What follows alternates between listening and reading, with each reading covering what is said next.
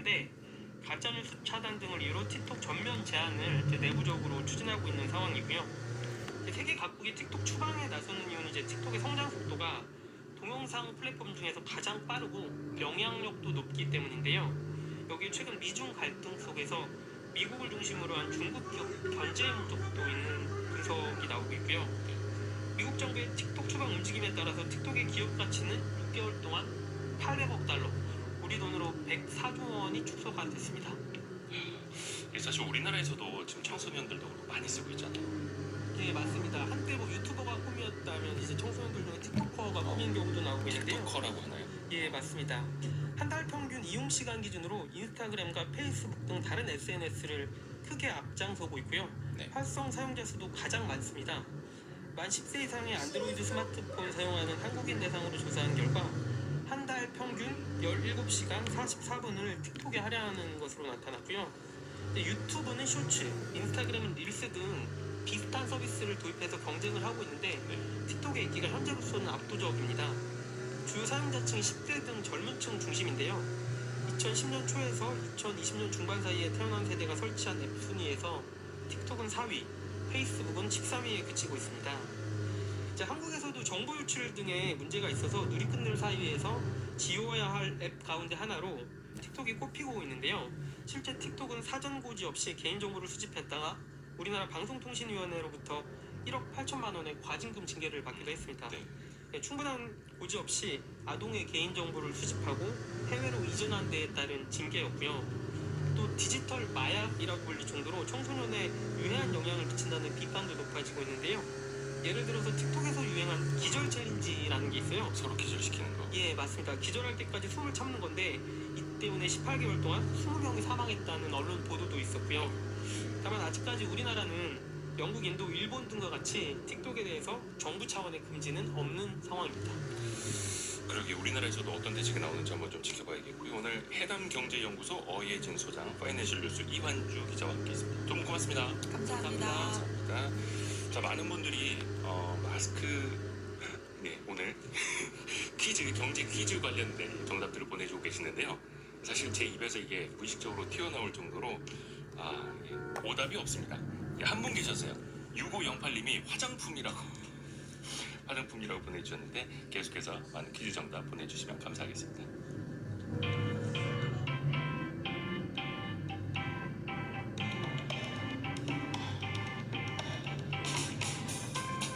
지금 여러분께서는 KBS 1라디오 성공예감을 듣고 계십니다.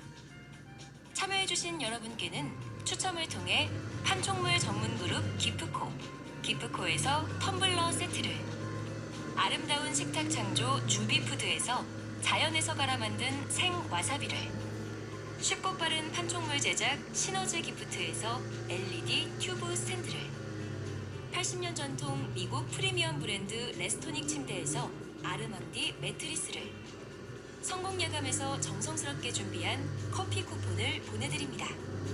당첨자는 성공예감 홈페이지에서 확인하세요.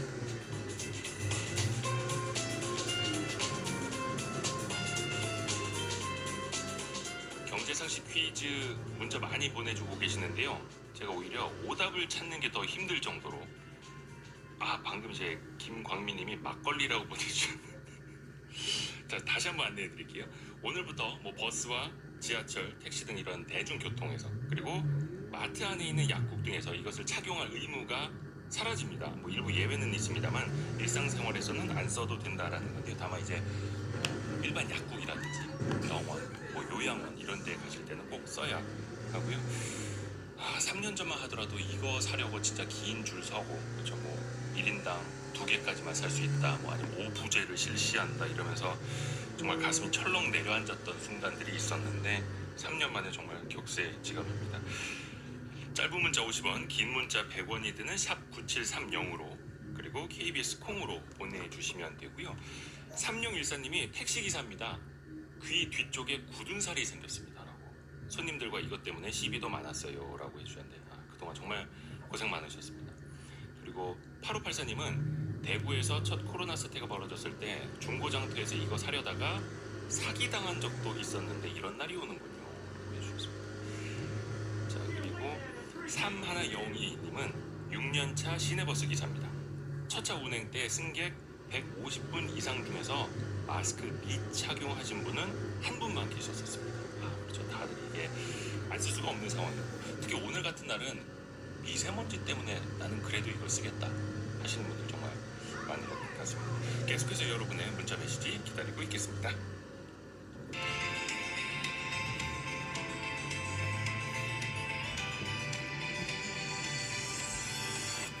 KBS 일라디오 성공 예감. 앞서 저희가 오프닝 때 예고를 해드렸죠. 지금부터 우리 저작권 관련된 얘기를 나눠보겠습니다. 이게 저작권이 있는 사람들만 들어야 되는 얘기가 아니더라고요. 오히려 없는 사람들도 우리가 주목해서 들어야 되는데, 얼마 전에 만화 검정 고무신의 이우영 작가의 사망으로 인해서 이 저작권에 대한 관심이 다시 불붙고 있습니다. 슬기로운 생활 법률사무소 3정의 장윤미 변호사와 함께 이야기 나누죠. 안녕하세요. 네, 안녕하세요. 안녕하세요. 저도 그 다른 라디오에 출연하시는 거 자주 들으면서 도움 많이 받아왔습니다. 감사합니다. 오늘은 저작권 관련해서 여쭤볼 텐데, 일단은 검정 고무신도 그랬고 구름빵도 그랬고 이런 뭐 만화나 동화 원작자들을 이제 어떻게 보면 이제 괴롭게 만드는 저작권 분쟁이 계속됐는데, 그 핵심 이유는 뭐였다고 해야 될까요? 관행 때문인 측면이 분명히 있습니다. 관행부터. 예. 사실 원작자들은 처음에 출판사와 계약을 할 때 이게 15년 전에 계약을 맺으셨거든요. 이 돌아가신 작가분 같은 경우에는. 그런데 매절 계약이라고 해서 매절. 예, 아주 통째로 넘기는 겁니다. 저작권을 통째로 넘기는. 그러니까 원래 이 베이스가 됐던 만화로 이를테면 애니메이션을 제작한달지 아니면 다른 뭐 여러 용도로 뭐 뮤지컬을 올린달지 하더라도 그 수익은 출판사가 가져가는 거예요. 이런 매절 계약이 과거에 관행이기도 했고, 그리고 어떻게 이 컨텐츠가 활용될지를 계약 당시에는 원작자가 잘 모를 수도 있습니다. 어떤 수익 창출이 될지는. 그래서 이런 계약을 맺었던 건데, 오히려 본인이 이거를 활용하려고 했을 때 저작권 침해다라고 출판사로부터 고소를 당하기도 했었고요. 그래서 이 계약의 내용 자체는 포괄적으로 넘깁니다. 그리고 배타적으로 넘겨요. 그러니까 원작자와 출판사가 동시에 권리 행사를 할 수 있는 게 아니라 출판사만 수익을 낼 수 있는 구조로 지금까지 계약을 맺어왔었던 겁니다. 그리고 이 부분이 문서로 돼 있었으면 그나마 나은데 구두 계약도 상당히 흔했었던 거예요. 입증의 문제도 있어서 이런 관행이 상당히 문제가 있구나, 이번 사태를 계기로 좀 떠오르게 된 것 같습니다.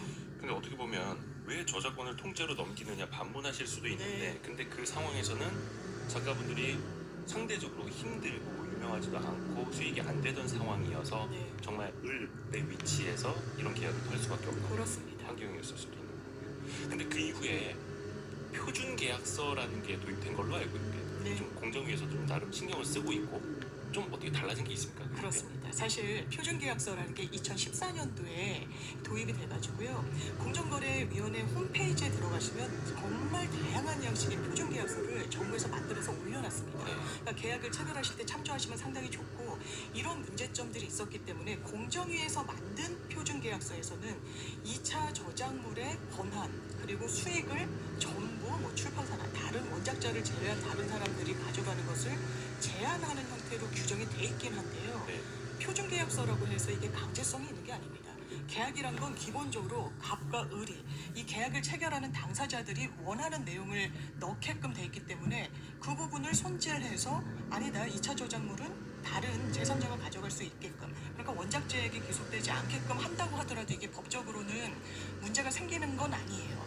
그리고 이런 분쟁이 생겨서 법원까지 가게 됐다고 했을 때 법원에서 상당하게 강력하게 보는 건 계약서입니다. 계약서를 법률적으로 처분 문서라고 하는데요. 날인이 돼 있고 어떤 권리 의무의 내용이 구체적으로 기재가 돼 있다라고 하면 이거 당사자들끼리 이렇게 약속한 거 맞는데 왜 지금 와서 다른 소리를 합니까? 라고 반문을 듣게 마련인 겁니다.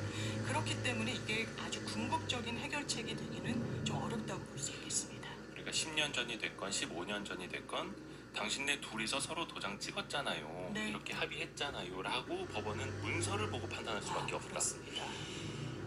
그렇습니다. 그래서 표준계약서 공정위에 있지만 그것대로 작성하는 것도 아니고. 그렇습니다.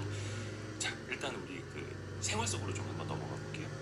자영업자분들도 자칫하다가 이제 저작권 문제에 휘말릴 수가 있던데, 대표적인 거 요즘에 가게에 보면 책에서 나온 문구라든지 SNS의 어떤 유행어 같은 거를 네온 사인으로 예쁘게 만들어서 네. 사람들 이제 사진 찍어서 뭐 별스타그램 이런 데 올릴 수 있게끔 많이들 해놓잖아요.